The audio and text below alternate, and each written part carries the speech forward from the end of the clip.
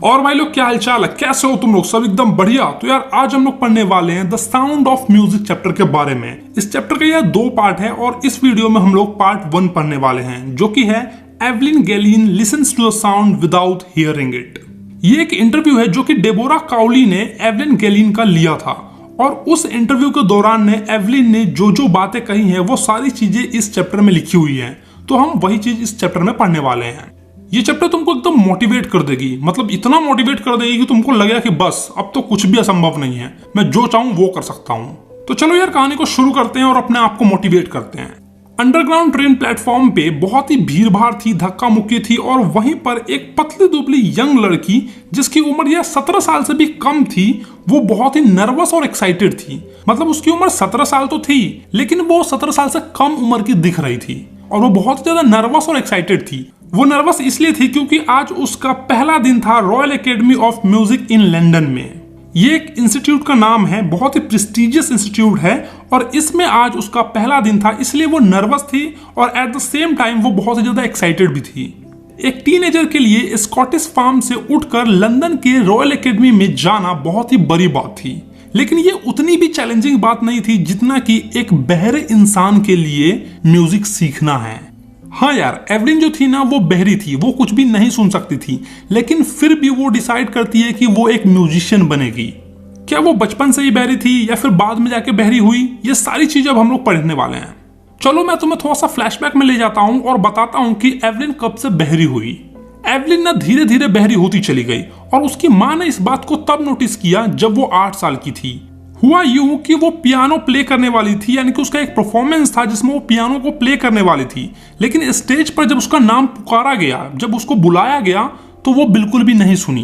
तो उसकी माँ को थोड़ा सा शक हुआ कि ये क्या बात है, स्टेज पर उसका नाम पुकारा जा रहा है और वो बिल्कुल भी मूव नहीं कर रही है। लेकिन उस वक्त उन्होंने उतना ध्यान नहीं दिया। उन्होंने ये सोचा कि हो सकता है कोई ख्याली दुनिया में खोई होगी, इसलिए उसको उसका नाम सुनाई नहीं दिया और वो मूव नहीं की। एवलिन की माँ का नाम इजाबेल ग्लेनी था। कुछ समय के लिए एवलिन ने अपने बहरेपन को अपने दोस्तों और टीचर्स से छुपा कर रखा, उनसे वो मैनेज कर लेती थी। लेकिन जैसे जैसे समय बीतता गया और वो 11 साल की हुई तो उसके मार्क्स बहुत ही कम आने लगे। तो उसके हेडमिस्ट्रेस ने उसके पेरेंट्स को सजेस्ट किया कि आप जाइए और किसी स्पेशलिस्ट को दिखाइए। और तब जाकर पता चला कि जो एवलिन के हियरिंग के नर्व हैं वो डैमेज हो गए हैं और इसीलिए वो धीरे धीरे बहरी होती जा रही है। उन्होंने सजेस्ट किया कि आप इसे हियरिंग एड्स पहनवाइए जिसकी हेल्प से वो अच्छे से सुन पाएगी और इसे बहरों की स्कूल में भेजिए। एवलिन के लिए ये एक बहुत ही बुरा वक्त था। अब सडनली उसको ये पता चला कि वो बहरी हो गई है और बहरों की स्कूल में जाएगी, तो वो मतलब उसके लिए एकदम ही काला दिन था, एक ब्लैक डे बोल सकते हो। लेकिन एवलिन ने हार नहीं माना और ये ठान लिया कि वो एक नॉर्मल लाइफ जिएगी और अपनी म्यूजिक को आगे परस्यू करेगी। उसका म्यूजिक में बहुत ही अच्छा इंटरेस्ट था। एक दिन उसने नोटिस किया कि एक लड़की जाइलोफोन बजा रही है और उसने उस वक्त डिसाइड किया कि वो भी उस चीज को बजाएगी। जाइलोफोन यार एक म्यूजिक इंस्ट्रूमेंट है जो कि वुडन का बना होता है और उसके वाइब्रेशंस यार बहुत ही अच्छे होते हैं। मतलब जब तुम उसको बजाओगे तो उसके अलग अलग डंडे से एक अलग अलग टोन निकलेगी, एक अलग अलग वाइब्रेशंस निकलेगी। तो उस लड़की को देखकर एवलिन भी डिसाइड करती है कि मैं भी इस चीज को बजाऊंगी, इसको सीखूंगी। बहुत सारे टीचर ने उसको निराश किया, उसको डिस्करेज किया कि तुम यार बहरी हो, तुम नहीं सीख पाओगे ये सब चीजें तुम्हारे लिए नहीं है, छोड़ दो ये सब चीजें। लेकिन उसने हार नहीं माना और अंत में एक टीचर जिसका नाम था रॉन फोबस, उसने उसके अंदर के पोटेंशियल को पहचान लिया। रॉन फोब्स ड्रम वगैरह बजाने में माहिर थे, तो उन्होंने एवलिन के अंदर के पोटेंशियल को पहचाना और उससे कहा कि मैं तुम्हें सिखाऊंगा ये चीजें। उन्होंने 2 बड़े बड़े ड्रम लिए और उसको डिफरेंट डिफरेंट टोन्स पर बजाने लगे और एवलिन को कहा कि तुम इसको कानों से नहीं सुनो बल्कि अपने बॉडी के किसी दूसरे पार्ट से इसको सेंस करने की कोशिश करो। और एवलिन ने बिल्कुल ऐसा ही किया और सडनली उसको रियलाइज हुआ कि जो वो ड्रम का हायर पार्ट है, यानी कि हायर टोन्स हैं, उसको वो अपने वेस्ट के, अपने कमर के ऊपर वाले बॉडी पार्ट से महसूस कर सकती है और जो लोअर टोन्स है उसको कमर के नीचे वाले बॉडी पार्ट से महसूस कर सकती है। फोब्स ने इस एक्सरसाइज को जारी रखा और धीरे धीरे उसके अंदर एक ऐसी चीजें डेवलप हो गई जिससे वो हर एक टोन को महसूस कर सकती थी। वो अपने अलग अलग बॉडी पार्ट से अलग अलग टोन्स को फील कर सकती थी, महसूस कर सकती थी और उसने अपने पूरे दिमाग को खोल लिया ताकि वो बॉडी के अलग अलग पार्ट से जो सेंसेशंस हैं, जो वाइब्रेशंस है, उसको महसूस करे, उसको सेंस कर सके। और जब वो ये चीजें सीख गई तो बस अब उसको हार्डवर्क करना था, कड़ी से कड़ी मेहनत करनी थी ताकि वो एक अच्छी स्टूडेंट बन सके, एक अच्छी म्यूजिशियन बन सके। और इसीलिए कहते हैं कि कोई भी चीज असंभव नहीं है, बस तुमको कोशिश करना है। वो कहते हैं ना यार कि कोशिश करने वालों की कभी हार नहीं होती। वो चीज यार यहाँ पर हमें साफ साफ दिख रही है। एक बहरी लड़की जो सुन नहीं सकती है वो यार अच्छे से ड्रम को बजाना सीख गई, अलग अलग इंस्ट्रूमेंट्स को बजाना सीख गई। और इस दिन के बाद से एवलिन ने अपने लाइफ में कभी भी पीछे मुड़कर नहीं देखा। और जब वो 16 साल की हो गई तो उसने एक यंग ऑर्केस्ट्रा ग्रुप को ज्वाइन किया और उसके साथ साथ वो पूरा यूनाइटेड किंगडम को टूर की, पूरा ट्रेवल किया। और उस वक्त उसने डिसाइड कर लिया कि वो म्यूजिक को ही अपना पूरा लाइफ बना लेगी। उसने दी रॉयल एकेडमी ऑफ म्यूजिक में अपना ऑडिशन दिया और हिस्ट्री की सबसे ज्यादा मार्क्स लाने वाली स्टूडेंट बन गई। एकेडमी की हिस्ट्री में वो एक लौती लड़की थी जिसने इतना हाई स्कोर किया था। धीरे धीरे वो ऑर्केस्ट्रल वर्क से सोलो परफॉर्मेंस की ओर मूव कर गई और वो अकेले ही परफॉर्म करती थी। जब तक उसके म्यूजिक कोर्स के 3 साल कंप्लीट होने आए तब तक वो बहुत सारे अवार्ड्स को जीत चुकी थी।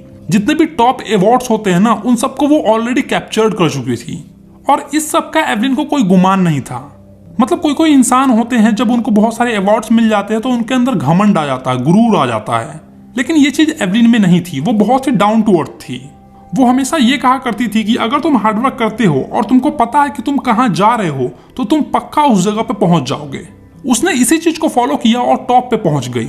उसको world's most sought after multi percussionist का अवार्ड भी मिला और थाउजेंड्स ऑफ इंस्ट्रूमेंट्स को वो बजाना सीख गई। लेकिन इस बात का उसको कभी भी घमंड नहीं था। वो अक्सर इंटरनेशनल परफॉर्मेंस में बिजी रहती थी। म्यूजिक को बिना सुने हुए एवलिन बहुत ही एफर्टलेसली अपने परफॉर्मेंस को प्ले करती थी और ये चीजें ना लोगों को मोहित कर लेती थी कि यार एक लड़की जो नहीं सुन सकती है वो यार इतना अच्छा कैसे बजा लेती है। सबको ना बहुत ही आश्चर्य होता था। डेबोरा काउली जो कि इस चैप्टर की ऑथर है, उन्होंने एवलिन से 2 घंटे डिस्कशन किया और 2 घंटे के उस डिस्कशन में उसने एक भी चीज को मिस नहीं किया। मतलब एवलिन सुन नहीं सकती थी लेकिन फिर भी डेबोरा की हर चीजें समझ जाती थी और उसका आंसर भी दे देती थी। एवलिन बताती है कि जिस इंसान की बड़ी बड़ी दाढ़ी होती है उनसे बात करने में उनको थोड़ा सा मुश्किल होता है, थोड़ा सा ट्रबल होता है, क्योंकि उनकी दाढ़ी की वजह से वो उनके फेशियल एक्सप्रेशन को नहीं पढ़ पाती है। एवलिन न सिर्फ लिप्स को नहीं पढ़ती थी बल्कि वो सामने वाले के फेशियल एक्सप्रेशन को भी देखती थी, उनके आईज को भी देखती थी। पूरे चेहरे का हाव भाव से पता चलता था कि वो सामने वाला व्यक्ति क्या बोल रहा है। और अगर किसी इंसान की बड़ी बड़ी दाढ़ी होती थी तो उससे बात करने में एवलिन को थोड़ा सा दिक्कत आता था। एवलिन बहुत ही अच्छे से स्कॉटिश लिल्ट को बोल पाती थी। वो इतना अच्छा इसलिए बोल पाती थी क्योंकि वो 11 साल की उम्र तक इन सब चीजों को सुन पा रही थी। वो बचपन से ही बहरी नहीं थी, इसीलिए वो इतना अच्छा बोल पाती थी। और ये बात बिल्कुल भी नहीं है कि वो 11 साल तक इन सब चीजों को सुन पा रही थी इसलिए बोल पा रही थी। इवन वो यार बहुत ही अच्छा फ्रेंच और बेसिक जापानीज को भी बोल पाती है। अब देखो, किसी भी इंसान ने 11 साल तक उस लैंग्वेज को सुना है तो वो बहुत ही अच्छे से क्लियरली बोल पाता है। लेकिन जब वो बहरी हो गई उसके बावजूद भी उसने फ्रेंच बोलना सीख लिया, बेसिक जापानीज बोलना भी सीख लिया। ये चीजें ना हमें ये समझाना चाह रही है कि वो कितना मेहनत करती थी। हार्डवर्क ना हमेशा एक अच्छा ऑसम रिजल्ट देता है। अगर तुम हार्डवर्क करते रहोगे तो मैं डेफिनेटली कह सकता हूं कि तुम्हें एक बहुत अच्छा रिजल्ट मिलेगा। जहां तक म्यूजिक की बात है तो एवलिन बॉडी के हर एक पार्ट से उस चीज को सेंस करती हैं। वो स्किन के वाइब्रेशंस के थ्रू, चीक बोन्स के वाइब्रेशंस के थ्रू, यहां तक कि उनके बालों में भी वाइब्रेशंस होता है ना, उसके थ्रू भी वो म्यूजिक को सेंस कर पा रही थी। मतलब बालों में जो वाइब्रेशन होता है वो भी उनको फील हो रहा था। जब वो जाइलोफोन बजाती थी ना तो अपने फिंगर टिप्स पे उनके वाइब्रेशंस को फील करती थी। और ड्रम्स के बारे में भी मैंने तुमको बताया कि वो बॉडी के अलग अलग पार्ट से फील करती थी। मान लो अगर ड्रम्स के हायर बीट्स हैं तो वो बॉडी के अपर पार्ट से फील करती थी और लोअर टोन्स को वो बॉडी के नीचे वाले पार्ट से फील करती थी। अगर कभी भी उनको वुडन प्लेटफॉर्म पे परफॉर्म करना पड़ता था अपने परफॉर्मेंस को तो वो जूते को खोल देती थी और पैरों की मदद से उन चीज को फील करती थी। जितने भी वाइब्रेशंस होते हैं उनको वो पैरों की मदद से फील करती थी और तब जाके म्यूजिक को प्ले करती थी, जो भी इंस्ट्रूमेंट वगैरह है उन सबको। एवलिन की ऑडियंस ना हमेशा खुश हो जाती थी जब भी एवलिन जो है कोई भी इंस्ट्रूमेंट या फिर कोई भी म्यूजिक प्ले करती थी। तो वो बिल्कुल भी सरप्राइज नहीं होते थे। उनको बिल्कुल भी ऐसा नहीं लगता था कि एक बहरी लड़की बजा रही है। उनको लगता था कि एक ग्रेट म्यूजिशियन जो है ना वो इस चीज को प्ले कर रही हैं। 1991 में एवलिन को the Royal Philharmonic Society's prestigious soloist of the year award भी मिला था। मास्टर जेम्स ब्लेड जो कि एक बहुत ही अच्छा ड्रम प्ले करते हैं, उन्होंने एक बार कहा था एवलिन के बारे में कि कि भले ही भगवान ने उसके सुनने की क्षमता ले ली है, लेकिन उसके बदले में भगवान ने उसे कुछ एक्स्ट्रा ऑर्डिनरी दिया है जो कि काबिले तारीफ है। हम म्यूजिक को बस सुनते हैं, लेकिन एवलिन उस चीज को बहुत ही अच्छे से फील करती है, बहुत ही डीपली फील करती है, जो कि हमारे बस में नहीं है। और इसीलिए एवलिन म्यूजिक को बहुत ही अच्छे से एक्सप्रेस कर पाती है। एवलिन उस इंटरव्यू के दौरान ये भी कन्फेस करती है कि वो एक वर्काहोलिक है, मतलब वो बहुत ही ज्यादा काम करती है। नॉर्मल म्यूजिशियंस को जितना टाइम लगता है उससे कई गुना ज्यादा टाइम उनको लगता है उस चीज को सीखने में, क्योंकि वो बहरी है इसीलिए। और इस चीज से वो पीछे हटती भी नहीं है। जिस चीज को वो एक बार ठान लेती है वो चीज वो करके दिखाती है। बहुत ही हार्ड वर्किंग गर्ल है और कहीं ना कहीं उनको इस चीज का बहुत ही अच्छा रिजल्ट देखने को मिलता है। अगर रेगुलर कॉन्सर्ट से हटकर देखिए तो एवलिन फ्री में कॉन्सर्ट प्ले करती हैं जेल में और हॉस्पिटल्स वगैरह में, और वो यूथ म्यूजिशियंस को एक हाई प्रायोरिटी देती है, मतलब बहुत ही इंपॉर्टेंस देती है। एक दिन एन रिचलिन, जो कि Beethoven fund of deaf children's के लिए काम करती है, उन्होंने कहा था कि जो एवलिन है ना, वो एक शाइनिंग इंस्पिरेशन है डेफ चिल्ड्रंस के लिए। जो भी बहरे बच्चे हैं जो सुन नहीं सकते हैं, उनके लिए एवलिन एक इंस्पिरेशन है। वो ये सोचते हैं कि अगर एवलिन कर सकती है तो हम क्यों नहीं कर सकते, हम भी कर सकते हैं। ऐसी कोई भी फील्ड नहीं है जहां पर हम नहीं जा सकते हैं, बस जरूरत है तो हमें मेहनत करने की। अगर हम हार्डवर्क करेंगे, उस चीज को बार बार सीखेंगे, तो हम डेफिनेटली उस चीज को सीख पाएंगे। एवलिन ग्लेनी ऑलरेडी इतना चीज अचीव कर चुकी है, इतना चीज एकॉम्प्लिश कर चुकी है कि उनके दुगने उम्र के लोग भी उतना नहीं कर पाए हैं अभी तक। एक ऑर्केस्ट्रा में जो इंस्ट्रूमेंट पीछे हुआ करते थे, उन चीजों को वो आगे लेके आई, उसको प्ले किया और लोगों को ये बता दिया कि ये इंस्ट्रूमेंट भी कमाल की चीज है, इनसे भी हम बहुत ही अच्छी म्यूजिक बना सकते हैं। वो हैंडीकैप लोगों के लिए एक इंस्पिरेशन है। जैसा कि मैंने कहा, वो लोग ये मानते हैं कि अगर ये लड़की कर सकती है तो हम भी कर सकते हैं। और बस यही सब चीजें नहीं है, बल्कि उन्होंने मिलियंस ऑफ लोगों को खुश किया अपने म्यूजिक से। वो म्यूजिक को ऐसे प्ले करती थी कि लोग उनके दीवाने हो गए थे।